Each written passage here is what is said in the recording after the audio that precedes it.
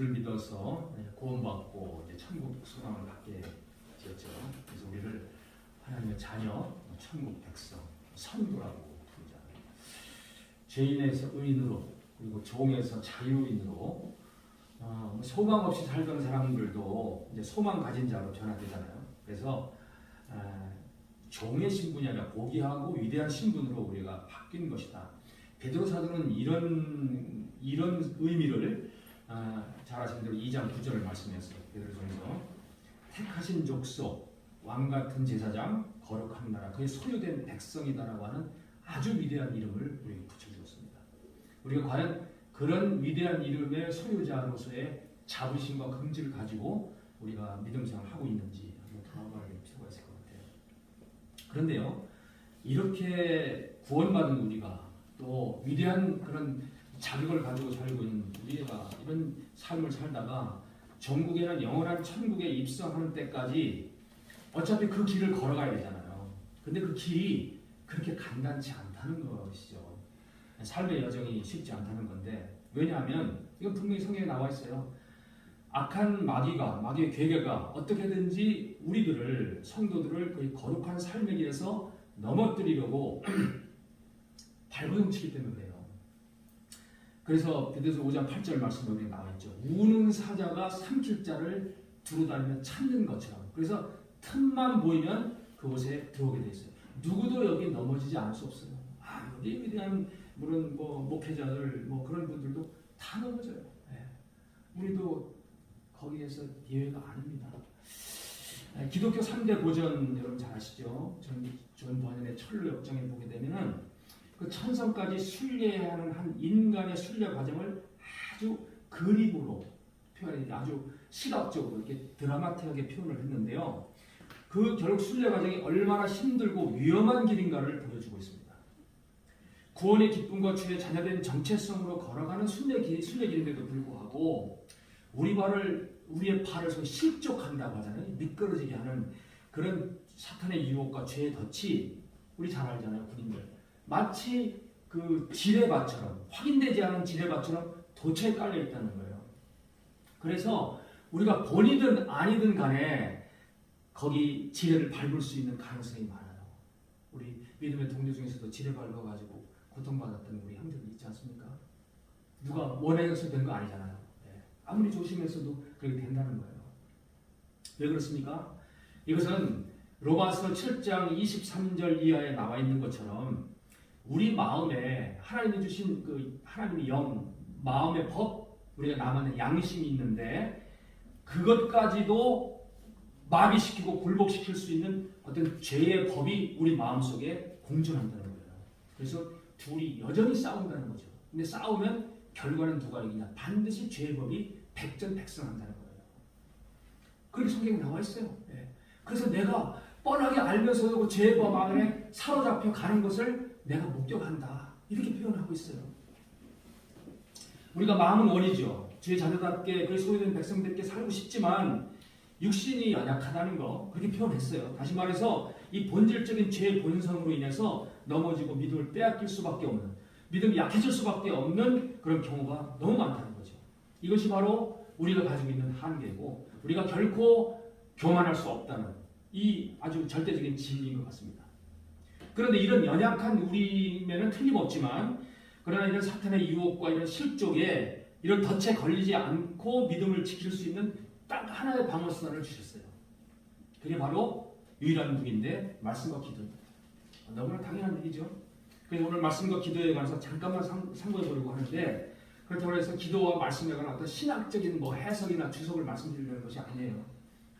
그 말씀과 기도가 우리 신앙의 여정에서 우리의 믿음을 지킬 수 있는 길인가, 왜 그런 길인가를 찾아보고 우리가 이걸 더 잘하고 있지만 실천해보자는 차원에서 말씀을 드리는 거예요. 우선 하나님 말씀입니다. 하나님 말씀에 대한 그 위대함에 관해서는 여러분 너무 잘 아시기 때문에 설명이 필요 없을 거예요. 몇 가지만 한번 진리 측면에서 한번 생각을 해보려고 해요. 여러분 이 첫째 하나님의 말씀은 우리가 변하지 않는 진리다. 우리 진리라는 건 말이잖아요. 우리 목사님도 진리 많이 연구를 하시는 분이고 우리가 많이 이제 도전을 많이 주셨는데, 근데 이 진리가 하나님의 말씀은 영원한 진리다. 영원토록 변치 않는 진리다. 이 세상에는 사실 진리라고 하는 것들, 주장하는 것들이 많습니다. 어떤 주의나 주장들. 이것이 몇천 년 동안 내려오는 것들도 있어요, 사실은. 최고의 가치일 것처럼 보이는 어떤 사상과 이념, 우리 지금 사상 싸움을 하고 있는데, 또 사람들이 오랫동안 경험하면서 얻은 지식, 그 다음에 우리가 인류가 얼마나 많은 이 문명을 만들었습니까? 놀라운 문명을 만들었어요. 그런데 이런 것들 사실 시간이 지나면 시간의 차이일 뿐이지 다 소멸되고 다 변질됐어요. 변하지 않는 건 없었습니다. 왜냐하면 유한한 인간이 우리의 머리로 만드는 것이기 때문에 그래요. 요즘 화두가 되고 있는 소위 인공지능이라는 AI, 이게 여러분 몇 년 전에 인쇄도리를 패배시키고 있는 눈으로 봤잖아요.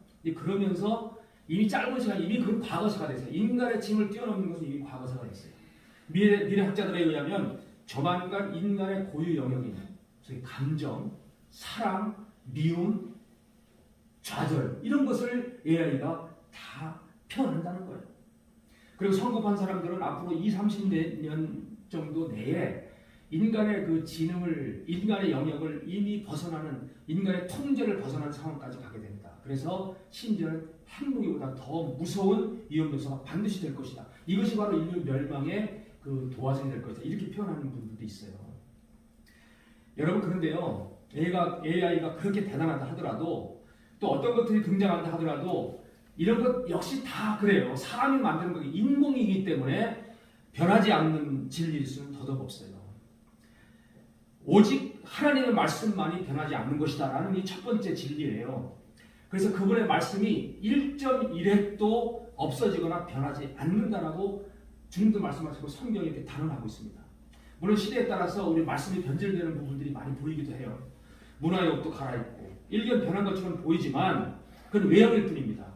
성경의 진리, 본래 의미, 즉 성경의 진리, 많게 표현하겠지만 저는 이렇게 생각했어요. 인간을 죄에서 사하시기 위한 구원의 길, 죄로 말미암아 오염되고 망가진 창조 세계를 회복시키려고 하는 그분의, 그 창조주 그분의 위대한 섭리와 멸망, 그리고 아울러 우리를 통치하시는 그분의 방식, 뭐죠? 공의와 사랑. 이것은 영원히 변하지 않는, 전혀 변하는, 1.1도 변하지 않는 그런 진리다라고 하는 것입니다. 두 번째, 하나님의 말씀은 믿음의 표본이에요. 믿는 자가 걸어갈 그런 모본을 다른 데서 보여주지 않아요. 성경이 그대로 보여주고 있습니다. 이 말씀 속에는 주의 백성들, 이 고민 속에 믿음을 붙잡고 그걸 살아간, 주의 계명을 붙잡고 삶을 살아온 믿음의 삶의 족적들이 그대로 드러나 있습니다. 물론 거기에는 실패한 족적, 성공한 족적들이 다 있습니다. 우리가 로마서 4장 8절, 18절에 말한 것처럼 아브라함의 믿음은 바랄 수 없는 것 중에서 받았다고 했어요. 아브라함이 약속받은 것은 도저히 인간적으로, 상식적으로는 도저히 이해할 수 없는 것들, 불가능한 것들인데 그것을 전혀 의심 없이 받았다고 했어요. 물론 사라가 잠깐 의심을 했죠. 웃었어요. 네. 그래서 그것을 그 하나의 티로 본 거죠. 아브라함은 완전한 신앙 중에서. 그래서 태어난 이삭의 이름을 아이삭, 웃었다. 그죠? 네. 사라가 장막에서 웃었어요. 자기가 나이가 90이 되는데 내가 어떻게 아이를 가질 수 있나. 이런 내용입니다. 그럼에도 불구하고 아브라함은 그런 바랄 수 없는 중에 그런 믿음을 가진 모습을 우리에게 끝까지 보여줬습니다. 창세기 32장 이하에 쭉 보면 야곱의 이야기가 나와요. 복수의 눈이 뒤집혔던 그 형 에서와 결국은 만나는 상황이 됩니다. 이건 불가피한 상황이었어요. 이 절체절명의 순간에 그가 붙잡았던 인간적인 욕망들, 요소들이 있거든요. 다 우리 마음속에 내가 잘하는 부분이 있어요. 이것만큼은 내 거다라고 놓지 않는 부분들이 있거든요. 예, 다 있습니다. 우리가 예외가 없는 것 같아요. 예, 그런데 그것을 결국은 내려놓습니다. 내려놔요. 그러면 다 내려놓고 오직 주님의 옷자락 딱 그거 하나 붙잖아요. 예, 옷자락 다른 다 내려놓고 다 버렸어요. 그가 좋아하다가 다 버렸습니다. 그래서 자기가 사랑하던 그 심지어는 그 머리가 비상하니까 그 자기 그 부인들도 말이죠 순서대로 배치해요. 예, 에서한테 얻어맞을 순서로 배치합니다. 자기 가장 사랑하는 라헬과 그 요셉, 요들은 맨 마지막에 배치한 이런 것까지 했지만 그것도 더 필요 없는 거였어요. 할 수 없다. 다 맡기고 오직 붙잡아요. 그런 것들이 성경에 들어가요. 창세기 39장에 보면 여러분 대표적인 그 불변의 믿음을 가졌던 요셉이라는 사람, 이 사람의 믿음은 하나님 임재, 우리 임재 얘기잖아요. 하나님이 항상 날 보고 있다. 내가 하나님이 보는 그 하나님의 시선 앞에서 어떻게 그렇게 할 수 있겠는가? 라는 그런 의식을 사는 거죠. 네, 그러니까 유혹에 넘어가지 않을 수 있었다는 거죠. 그런 모습을 우리에게 보여주고, 또 다니엘서 3장에 보면은 이 풀무불의 공포 앞에서 사실은 그 사람으로서 하나님을 절대자 하나님을 믿었기 때문에 반드시 구원해 주실 것을 믿었어요. 그런데 설사 구원해 주시지 않는다 하더라도 그래서 하나님이 없으셔서 그런 것이 아니다 라고 하는 의식을 가지고 우리가 말하는 소리 그렇지 않을지라도 신앙을 가졌단 말이죠. 아주 그거에 대해서 확고했어요. 예, 이런 신앙을 우리 보여줬던 그 사드락과 메삭과 아벳느고 같은 사람들, 바울 같은 사람 여러분 아시는 대로 감옥 속에서 그 고통 가운데서 찬양과 기도와 거기서 복음을 전했어요. 찬양을 했어요. 찬양을 밤에. 여러분 정말 우리가 아픈 가운데 찬양한다고 하지만 정말 고통받아 보면, 저도 이제 최근에 이 임플란트를 한다 그래가지고 흰 이를 3개를 뺐는데 지금 가치를 알고 있습니다. 이거 만약에 떼버리면 설교 못해요. 아침에도 부랴하게 나오다 보니까 이걸 빼놓고 그냥 나온 거야. 그래서 이런 탔는데 그냥 가서 들으니까 억지로 열어가지고 나와가지고 그것도 한 번 하면 한 30분짜리 되니까 굉장히 시간이 걸리고 하니까 그래서 그걸 또 막아놓고 막 엘리베이터에서는 이걸 껴놓고 그냥 와서 그래서 이걸 끼고 나오니까 그래야 이제 말이 돼요. 예, 하더니 이 치통 한번 당해보니까 너무 아파서 사실은 찬송이 나온다. 제가 불가능할 것 같아요. 예, 근데 사도 바울은 그 고통 가운데 그 맺은 매를 맞고 만신창이가 된 상태에서 착고에 처한 상태에서 찬양을 했다. 그 찬양하는 소리를 그 무지한 죄수들이 듣고 있더라라고 표현하고 있어요. 듣고 있더라. 예, 예수님 말하면 뭐합니까? 그분이 그런 인간적인 걸 떠나서 그 하나님의 아들로서 그 받았던 고통과 수모, 이건 십자가의 고통은 이건 육체적 고통이지만 그가 그 자기의 제자들 앞에서 벌거벗고 받는 그 수모는 그는 견딜 수가 없는 거죠. 그리고 그게 하나님의 아들로서 영적인 그 고통, 하나님으로부터 버림받았다. 하나님도 버림받은 거예요. 하나님 완전히 그를 버렸습니다. 예, 여러분 그 지저스 크라이스트 거기 보면 하나님 버렸어요. 완전 버린 겁니다. 그런 버림받은 그런 영적인 고통, 그런 가운데서도 그가 자신에게 주어진 사명, 인류 구원이라고 하는 그 대의를 조금도 변절시키지 않았던 그런 모습을 우리에게 보여주었습니다. 이거 말고도 성경에는 그런 것들로 가득 찼어요. 이런 관점에서 아마 성경에 나온 인물들을 연구한다면 정말 은혜가 많이 될 것 같습니다. 믿음에 후해진 우리가 이런 험난한 믿음의 여정을 갈 때에 확신이 흔들리고 믿음이 흔들릴 때 갈 바를 알지 못하고 우리도 방황할 때가 많잖아요. 이 신앙의 선진들이 걸었던 이런 믿음의 족적을 한번 우리가 살펴볼 필요가 있겠다. 예, 이게 바로 성경 말씀의 그 가치라고 생각해요. 세 번째, 성경 말씀은 삶의 지혜를 가지고 있다는 거죠. 지혜의 최고의 보고인데 사람들도 지혜를 가지고 있다고 말합니다. 어떤 사람들은 그 배운 지식이나 탁월한 아주 우수한 두뇌와 나름 터득했다는 나름대로의 지혜로 산적한 문제, 어려운 문제들을 극복하고 있는 것을 볼 수 있어요. 이번에 그 대선 이제 총선을 치르면서 사실 이 불가능한 것 같은 이 국민, 예를 들면 우리가 어느 편이냐 이걸 떠나서 이 한동이라는 사람이 튀어나왔어요. 이 사람은 검증도 안 됐고 어떤 사람인지도 몰라요. 사상도 모르는 사람이에요. 근데 이 사람이 와가지고 그 탁월한 나름대로의 머리를 가지고 풀어나가는 모습을 봤어요. 그리고 사람들이 많은 기대를 했습니다. 그렇죠? 지금도 실패한 건 아니라고 생각해요. 근데 제가 그 사람이 하는 것을 보면서 제가 제일 먼저 생각한 두 가지인데 첫 번째는 뭐냐면 참 탁월한 사람이다. 왜냐하면 이 사람은 기존 사고방식 또 기존의 어떤 의식구조, 시스템 이런 것을 벗어나는 거예요. 그 사람 말하는 언어나 하는 거 보면 아주 참신하고 창의적인 모습을 볼 수 있어요. 그래서 기대해 볼 수 있는데 그러면서도 느낌이 제가 이렇게 그런데 저 사람이 하나님을 알을까? 하나님의 능력을 알을까? 하나님 두려워할까? 그리고 성경 말씀의 그 진리를 좀 알고 있을까? 이게 제가 의문이었어요. 근데 그게 알려지지 않았어요. 네. 표현 안 하고 있지 않으니까. 그럼에도 불구하고 불신자인 것 같다는 생각은 들어요. 인간의 지식과 자기의 탁월한 머리를 아주 신뢰하는 거고 그것을 위해서 조금 더 틀어짐 없이 지금까지 살아왔던 사람인 것 같아요. 그런 생각을 하면서 그러면 저 사람이 인간적인 면에서 성공할 수 있는데, 근데 우리가 이런 사람을 볼 때, 이런 사람들을 우리 역사적으로 만났을 때 그런 사람들이 대부분 성공한 사람도 물론 있지만 대부분 무너져요. 그런 거 봐요. 왜냐하면 이것이 인간적인 지혜를 바탕으로 한 것이기 때문에 그래요. 결국 나중에는 사람을 실망하게 만드는 걸 많이 봐요. 아주 훌륭한 분들도 넘어질 때 그런 걸 보거든요. 근데 제가 좀 빗나간 얘기지만 이런 생각을 했어요. 그분이 그 총선의 판세를 뒤집기 위해 가지고 뭐 2조 심판이라든지 이런 걸 했어요. 이런 걸 가지고 했는데 제가 그게 참 아쉽더라고요. 제가 만약에 그쪽에 줄을 댈 수 있다면 저는 그 사람들이 이런 걸 말해주고 싶었어요. 이런 걸 갖고 해라. 그걸 끝까지 그거 가지고 해서는 안 될 것 같다는 생각이 드는데 마지막에 결국은 여러 가지 악재들 때문에 안 되더라고요. 그러지 말고 나는 국회의원이라고 하는 우리나라의 그 정치의 상징이 국회의원들이잖아요. 우리나라 모든 잘못된 것은 유형적으로 잘못된 것은 이 국회의원들의 이 왜곡되고 삐뚤어진 것들 때문에 다 잘못되고 있는 거예요. 네.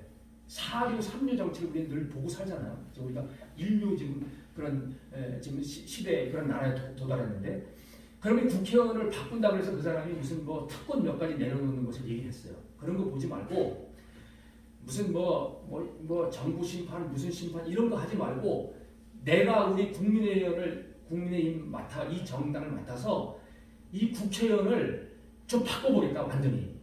그래서 저 유럽에 있는 그 뭐 네덜란드 저 북부 유럽에 있는 그 국회의원들처럼 그 사람들은 우리는 국회의원이 특권이에요. 지금 우리 젊은 아이들 10대들도요 가장 특권이 많은 존재가 90%가 압도적으로 국회의원입니다. 그렇게 의식을 해요. 물론 그냥 돈 잘 버는 의식할 때 두 번째 나오지만 이런 의식을 바꾸기 위해서 내가 국회의원을 한번 바꿔보겠다. 다 내놓겠다. 그래서 국회의원은 특권을 가진 존재가 아니고 저쪽에 자전거 타고 가서 밤에 늦게까지 거기서 저 보좌관들 한 두세 사람밖에 안 된답니다. 거기는. 그 사람들하고 밤새도록 그 정책 연구하고 거기에 그냥 그 라면 끓여 먹고 하는 이런 사람들의 모습으로 위대한 사람 모습으로 한번 바꿔보겠다. 이런 것을 아마 슬로건을 걸고 끝까지 한번 밀고 나갔으면 어땠을까 하는 그런 아쉬움이 좀 들어요. 예. 근데 뭐 그런 요로로 전달할 길도 없고 하여튼 뭐 거기 이미 들어가 있으니까 그런 안타까움을 가지고 나름 기도를 했지만 그런 이제 지금 이런 상태입니다. 아무튼 이런 것들 제가 왜 말씀드리냐면 사람의 탁월한 지혜 이런 것들도 결국은 나중에 무너지더라고요. 그래서 그렇다면 이 세상에 어떤 온전한 지혜가 있는가? 여러분 잠언서 전도서에 다루는 핵심 주제가 바로 지혜인데요. 잠언서 3장 15절에 보면 지혜가 하나님이 주시는 그 지혜는 은금 보화보다도 가치가 있다라고 표현하고 있고요. 그래서 지혜를 소유해라 이렇게 말합니다. 그 지혜를 어디서 소유할 수 있는가? 오직 하나님 말씀에서 얻을 수 있다고 성경은 분명히 단언하고 있습니다. 그 말씀 속에는 이 말씀을 하나님의 그 우주 만물을 무에서 말씀으로 창조하신 아주 압도적으로 절대적인 지혜를 가지고 있는 그분의 지혜가 들어있기 때문에 여기서는 무슨 우리가 신앙생활하고 믿음생활하는 그런 어떤 방법과 그런 지혜뿐 아니라 이 세상에서 사는 정치, 경제, 사회, 우리 삶의 모든 분야, 영역의 지혜가 다 담겨있다고 성경은 그렇게 말하고 있어요. 특히 잠언 1장 20절에 보면 지혜를 의인화를 합니다. 그래서 지혜가 길거리에서 사람들을 부른다고 했어요. 광장에서 소리친다고 했어요. 그러면서 사람들아 다른 거 너희 머리를 쓰지 말고 진짜 지혜인 나를 이 하나님 말씀을 갖다가 써라 사용해라 이렇게 표현하고 있어요.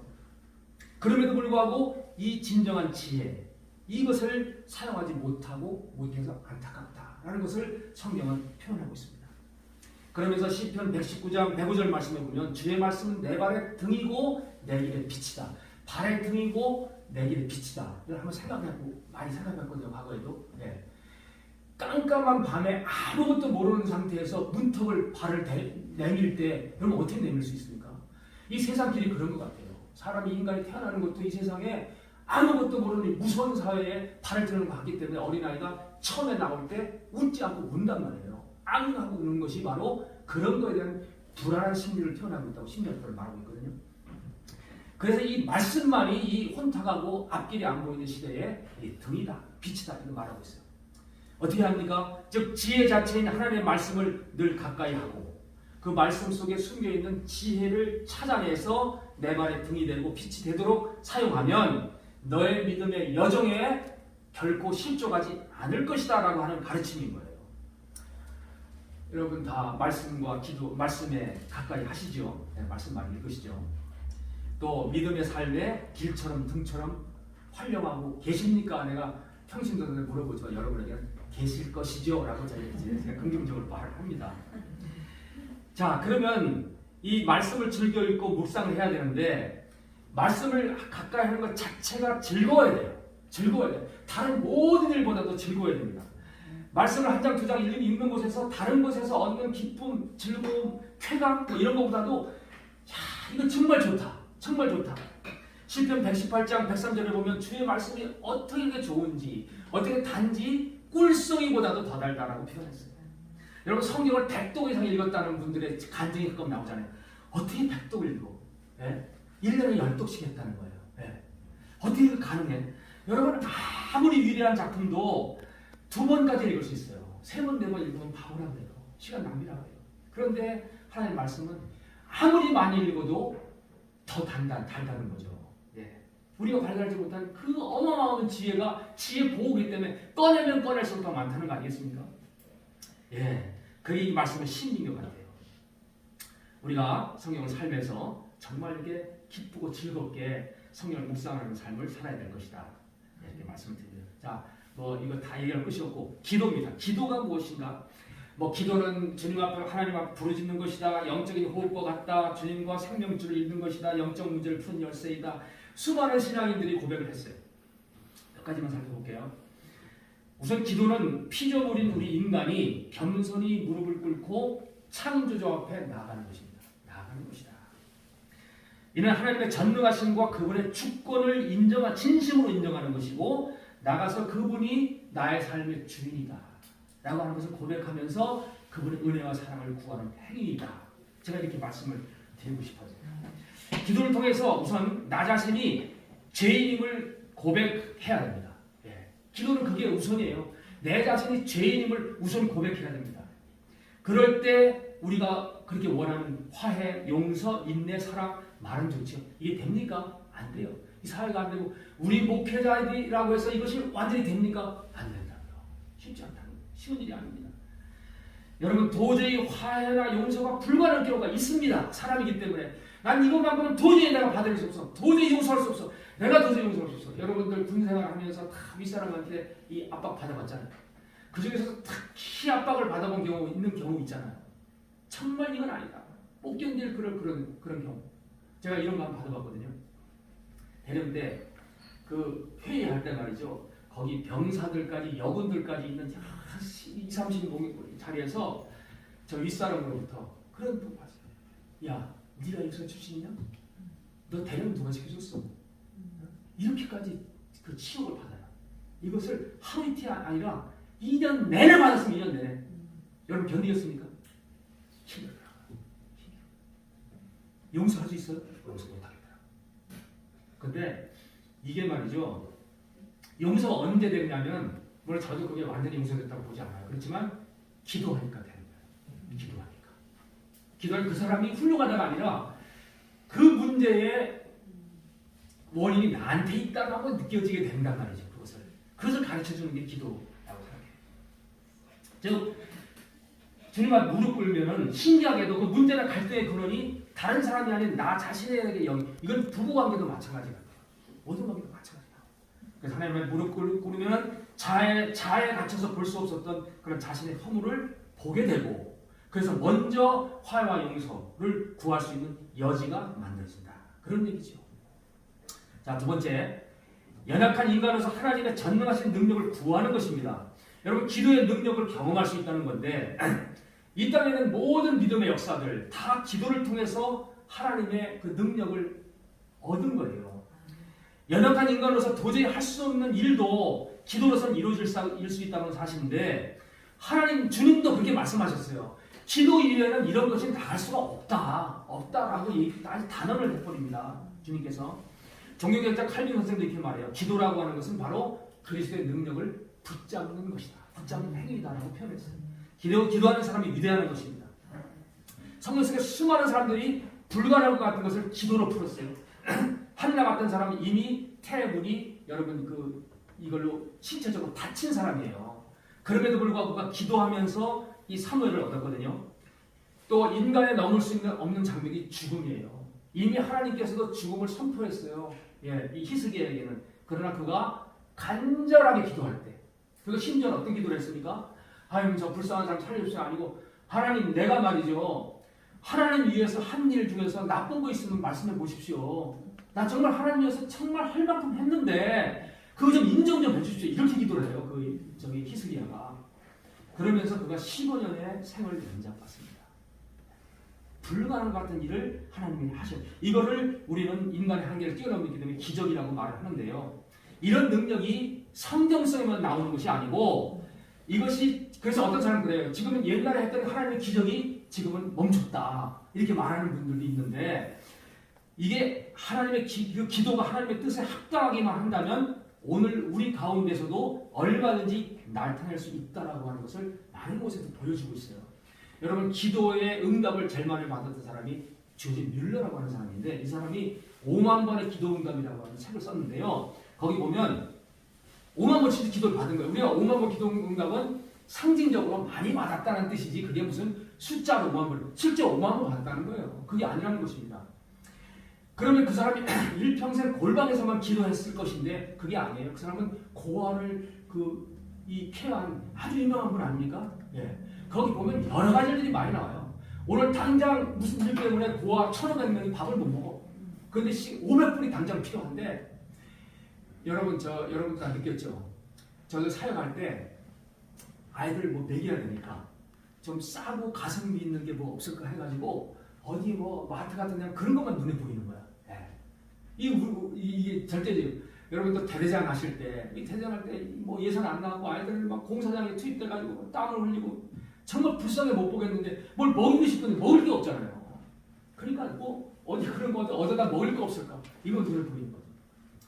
그런데 이 조지 뮬러는 그런데 물론 그렇게 그런 마음은 있지만 그 사람은 그 방법이 좋은 게 아니라 기도하는 거라는 거예요. 기도하니까 전혀 생각지 못한 것을 딱 그 시간에 맞게 그게 딱 주어진다는 거예요. 그래서 그 아들을 살렸다는 그런 얘기가 너무 많이 들어있습니다.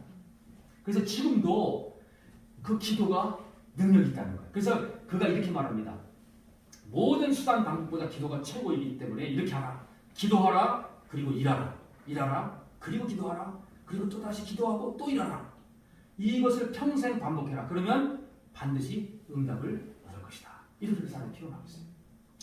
여러분, 마지막으로 하나 더 말씀드리고 싶은 것은 기도하는데 여러 가지 있지만 기도의 탑을 쌓아라. 이거 제가 여러 군데서 한번 말씀을 드려본 적이 있어요. 기도의 탑을 쌓아라는 거예요. 기도의 탑을 쌓아라. 이게 무슨 말이냐? 여러분, 돌탑을 하나씩 산에 가면 있잖아요. 그게 놀라. 저 동남아시아 가면 기가 막힙니다. 우리 한 3, 4층 되는 그런 건물을 돌멩이 하나씩 놓고 다 싼 거예요. 네. 어떻게 저정성을 가지고 기도했다는 거 아니겠습니까? 그래서 그렇다고 해서 우리 기도가 그런 것처럼 무슨 공덕을 쌓거나 다른 종교처럼 자기 의를 하나씩 쌓기를 말하는 것은 아닙니다. 왜냐하면 기도는 그런 게 아니에요. 기도는 언어잖아요. 그러니까 하고 나면 없어져 버려요. 찾을 수도 없고 보이지도 않고 들리지도 않습니다. 그럼에도 불구하고 잊혀질 수 있음에도 불구하고 성경은 기도만큼은 잊혀지지 않는다는 거예요. 그렇지 않다. 결국 땅에 떨어지지 않는다고 해요. 여러분 계시록 8장 3, 4절에 보면 성도들의 기도가 금향로에 담겨서 보호자 앞에 들려진다라고 표현했어요. 여러분 기독교는 본래가 행위 종교가 아니잖아요. 그래서 우리가 하는 헌금, 봉사, 선행, 나누는 거, 베푸는 거 좋은 거 많죠. 우리 활동 많이 하잖아요. 우리 가서 헌신하는 거 많잖아요. 좋은 것이지만 그런 것들은 시간이 지나면 자칫 자기 의로 바뀌기가 쉽다는 거예요. 내가 한 것이다 라고 하는 의식을 나도 모르게 갖게 되기 때문에 그게 순수하지 못하는 거예요. 그러나 기도만큼은 쌓인다는 거예요. 그거는 공적으로 인정해도 될 정도로 쌓인다는 거예요. 그것을 성경에서 분명히 명시했어요. 여러분 자녀를 향한 그 부모의 간절한 기도, 중단 없는 기도가 도저히 회생 불가능한 그런 탕자들을 돌아오게 해요. 또 우리가 나라를 위해서 오늘 김성근 목사님 참 애타게 책도 쓰고 지금 애를 쓰고 계시는데 여러분 이것도 변함없는 기도가 나를 구한 경우가 많잖아요. 네. 또 여러분 선한 사역 중에서 여러분이 하고 있는 일 중에서 여러분 어떤 나름대로 선한 목적을 위해서 여러분 뿌리 있게 가지고 있는 어떤 그런 자기 이걸 가지고 여러분 기도하는 그런 기도들이 있을 거 아닙니까? 이런 기도들이 결코 땅에 떨어지지 않는다. 그 가운데 진심으로 기도를 계속해서 하게 되면 기도가 쌓이면 반드시 이것은 하나님께 상달된다 하는 것을 우리에게 믿음의 역사가 증명해주고 있어요. 이게 바로 기도의 위력입니다. 그래서 우리가 뭐 다른 거 위대한 일을 할 수는 없지만 그러나 이렇게 할 수 있잖아요. 기도의 사람은 될 수 있지 않을까. 여러분이 생명의 연장에 시켜줘서 우리가 좀 더 살게 됐는데 그동안에 도대체 뭘 하면 좋을까? 기도의 사람이 되자. 제가 그걸 다시 한번 깨달았어요. 기도의 사람이 되자. 그건 다른 건 못하겠어요. 할 수 있는 능력도 없고 나이도 많아서 안 써줄 것이고 일할 것도 없고 괜히 나설 수 없고 그렇지만 기도의 사람은 될 수 있지 않을까. 여러분 바쁘고 힘들기 때문에 너무 분주하기 때문에 기도 못해요. 그건 만든 거예요. 기도 시간 만들기 어렵잖아요. 여러분 그런 것이 있다면 이건 루터의 말을 들어보면 우리가 이해할 수 있어요. 나는 오늘 할 일이 너무 많아서 보통 때보다 더 많이 기도할 시간을 만들어봅니다. 이렇게 표현하고 있어요. 예. 우리가 대부분 저나 여러분 다 노년의 삶을 이제 살아가게 되는데 이 조지 뮬러의 고백을 빌리면은 이렇게 표현합니다. 나는 늙어갈수록 기도를 더 많이 한다. 그래야 신령한 일에도 감동하지 못하고 냉랭해져가는 나의 늙은 마음을 다시 뛰게 할 수 있다. 이렇게 표현하거든요. 이게 기도의 힘이고 신비입니다. 예, 제가 몇 가지 시간이 한 30분 정도 설교하는 데서 좀 하겠지만 그럴 수 없으니까 말을 정리하겠습니다. 이 험하고 유혹 많은 이 세상 속에서 우리가 믿음을 지키는 일, 순수한 믿음을 간직하는 일 결코 쉽지 않다. 그래서 성경에 보면 롯이라고 하는 사람이 여러분 그 소돔과 고모라 성에서 고통을 겪었잖아요. 그것을 사도 베드로는 이렇게 표현합니다. 베드로서 2장 8절에 보면 롯의 깨끗했던 영혼이 소돔 고모라의 악한 풍조에 오염되어서 상했다. 이렇게 표현하고 있어요. 네. 여러분 이 롯과 같이 될 수 있습니다. 우리 모두 다. 네. 우리 목회자도 마찬가지예요. 롯과 같이 되지 않으려면 이 세상의 유혹 속에서 우리 믿음을 마지막까지 지키려고 한다면 말씀과 기도로 단단히 무장해야 된다 하는 것을 성경은 말하고 있습니다. 늘 말씀과 가까이 됩니다. 말씀 없이 사는 것, 그 한순간이라고 하더라도 금방 없어질 세상 위에 거기에 마음 뺏겨가지고 거기에 몰두하는 것. 예, 신앙의 길잡이 없이 걸어가는 것 다름없습니다. 아까 말씀드린 어두운 밤에 불안한 발을 내딛는 것과 같다. 여러분 내 발에 등이 되고 내게 빛이 되면 말씀을 꼭 붙드시고 또 기도의 삶을 살아야 합니다. 시험할 날이 많고 우리 믿음 앞에 장벽이 많이 가로막혀 있습니다. 여러분 가정 문제, 모든 문제 얼마나 장벽이 많습니까? 그렇다 하더라도 기도에서 하나님의 능력을 힘입으면 너희는 이겨낼 수 있다 하는 게 우리의 소망이에요. 그게 소망입니다. 예. 그리고 무엇보다도 기도생활 습관해야 되는데 우리 목사님들 기도 많이 하시니까 더 말할 필요 없지만 그럼에도 불구하고 기도를 정말 습관화해야 됩니다. 습관화. 매일매일마다 정해진 시간을 가지고 계속해서 똑같은 기도 1000번 수만 번을 하더라도 그것은 결코 한 개도 땅에 떨어지지 않고 상당한다는 사실을 깨달아. 결국 그것 때문에 풀리지 않는 문제가 반드시 어떻게 자녀 문제도 그렇고 다 풀린다고 하는 그것이 성경의 진리라는 거예요. 여러분 저도 마찬가지로 여러분 모두 다 나름대로 문제 많이 있죠. 예, 우리가 다 끝나고 여러분 연금 받으니까 마지막 어떤 경제적인 것은 어느 정도 됐다 하더라도 여러분 그걸 해결되는 게 아니잖아요. 자녀 문제, 여러 가지 관계 문제, 많은 문제가 있습니다. 정말 많은 문제가 많아요. 그런 문제 없는 가정 하나도 없고 그런 목회자 하나도 없습니다. 또 나라의 안위를 정말로 걱정하신다면 기도해야 됩니다. 기도의 탑을 쌓듯이 그저 어떤 행사 있을 때 가서 기도 하나님 나라를 위해서 하는 게 아니라 매일 아침 기도한다면 기도 제목에 우리나라에 뭐가 문제인지 이걸 위해서 끝까지 기도해야 돼요. 우리나라가 하나님을 두려워하는 나라가 하게 해달라고 기도 그 제목을 가지고 부단히 기도 많이 해야 됩니다. 그러지 않고는 다른 길이 없어요. 예, 이 기도의 탑 결코 무너지지 않고 하늘 보좌에 올라갈 것입니다. 우리 모두 다 주님 앞에 구별된 자, 거룩한 자, 온전한 자로 설 때까지 그리고 우리 사명이 다하는 그 순간까지 이 말씀과 기도로 승리하는 우리 육사 목회자의 여러분들 되시기를 주님으로 축원합니다. 기도하겠습니다. 하나님 아버지 감사합니다. 우리에게 다른 능력은 주시지 않았지만 말씀과 기도를 할 수 있는 그런 길을 열어주셨습니다. 우리는 무능하기 때문에 아무것도 할 수 없는 존재지만 우리는 능력이 없어서 어떤 일을 이뤄낼 수 있는 가능성도 없지만 그러나 하나님께서 기도하고 말씀 가운데 함께하면 반드시 이루어주실 것. 또 그런 가능성을 우리에게 심어주셨습니다. 우리는 마지막 날까지 이 말씀과 기도를 습관화하고 마음의 꿀송이처럼 단 그런 말씀을 가까이 하며 또 습관화하고 그 기도가 탑처럼 쌓여서 하나님의 반드시 상달될 수 있다는 그런 확신과 소망 가지고 말씀과 기도의 생활 끝까지 이어나가는 우리 믿음의 동역자들 될 수 있도록 주여 인도하시고 축복하옵소서. 예수 그리스도 이름으로 기도하옵나이다. 아멘.